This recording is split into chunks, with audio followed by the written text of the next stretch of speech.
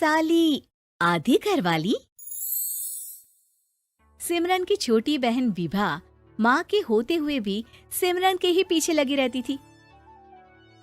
सिमरन, आ गई हो तो इसे खाना खिला दो। बोल रही है तुम जब तक नहीं खाओगी ये भी नहीं खाएगी।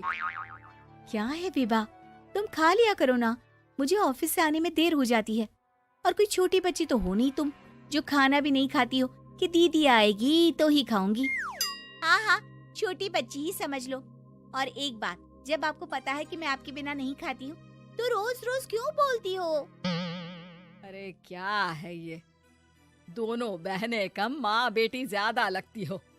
अरे दीदी की शादी हो जाएगी तब क्या करेगी बोल? जब होगी तब की तब देखेंगे। मैं तो दीदी के साथ ही रहूंगी हमेशा। दोनों की शादी ऐसे घर में कर देंगे जहाँ दो भाई हो। खैर, मामला आया गया हो जाता है। एक दिन सिमरन के पापा जब घर आते हैं, तुम लोगों के लिए अच्छी खबर है। वर्मा जी है ना मेरे दोस्त, उन्होंने सिमरन बेटी के लिए रिश्ता बताया है। बहुत अच्छा लड़का है, सिमरन को भी पसंद कर लिया है और कल वो लोग आ रहे हैं सिमरन को देखने अपने घर। सिद्धांत अपने माता पिता के साथ सिमरन को देखने आता है। उसे सिमरन अच्छी लगती है और शादी तय हो जाती है। सिद्धांत की माँ कहती है, अब तो हम लोग ले जाएंगे जल्द ही अपनी सिमरन को यहाँ से। अरे हाँ हाँ, क्यों नहीं, आपकी ही है अब तो हमारी बेटी। दूर खड़ी विभा सब सुन रही होती है। अब तो दीदी की शादी हो जाएगी, फिर तो वो चली जाएंगी। दीदी के बिना मैं कैसे रहूंगी? कुछ न कुछ तो करना ही होगा जिससे दीदी की शादी ही ना हो। सभी के जाने के बाद क्या शादी के बाद दीदी हम लोगों के साथ नहीं रहेंगी?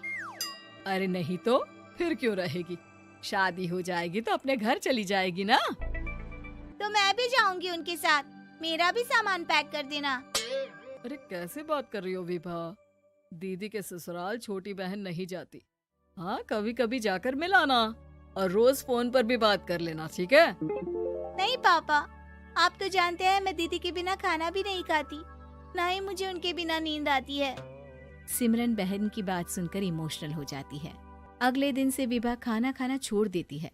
लोगों के लाख समझाने के बाद भी विभा ना खाती है ना ही सोती है।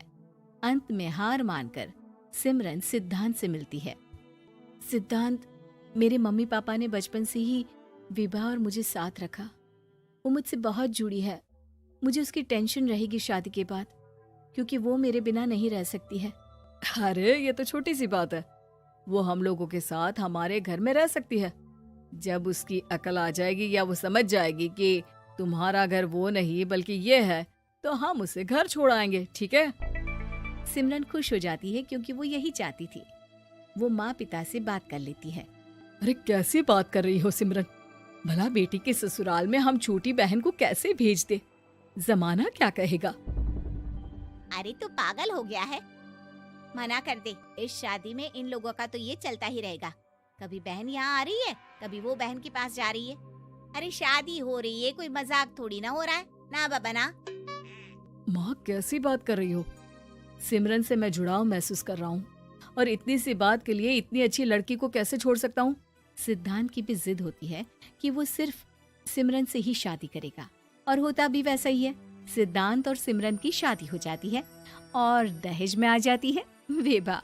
शादी के बाद बुआ सास कहती है, अरे माँ ना, साली आधी घर वाली होती है, लेकिन ये क्या, तुम तो उसे घर ही ले आए। तभी चाची कहती है, सिद्धांत को तो हम लोगों ने सीधा समझा था, लेकिन सबसे तेज तो यही निकला। अरे देखो कैसे दहेज तो नहीं लिया, लेकिन साली पर कब्जा कर लिया। सिद्धांत ने इस और तो सोचा ही नहीं था, लोग उन लोगों के बारे में ऐसी भी बात करेंगे।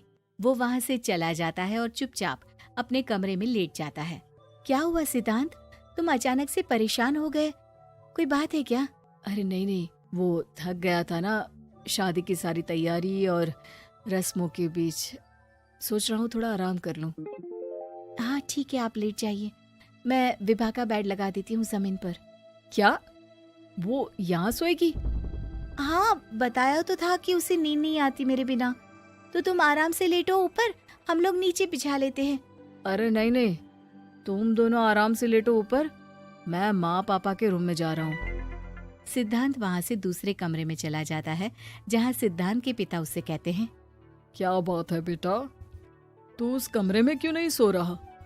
बहू से लड़ाई हो गई है क्या शादी के पहले दिन ही? अब नहीं पापा, वो दोनों बहनों को बात करनी थी और मुझे नींद आ रही है, तो मैं यहाँ सोने चला आया। अगले दिन सिद्धांत तैयार होकर ऑफिस जाता है। ऑफिस में लंच के वक्त दोस्त कहता है, क्या बात है सिद्धांत, इतना सारा खाना एक ही दिन में? हाँ यार, वो सिमरन को खाना बनाने का शौक है तो उसी ने बनाया है।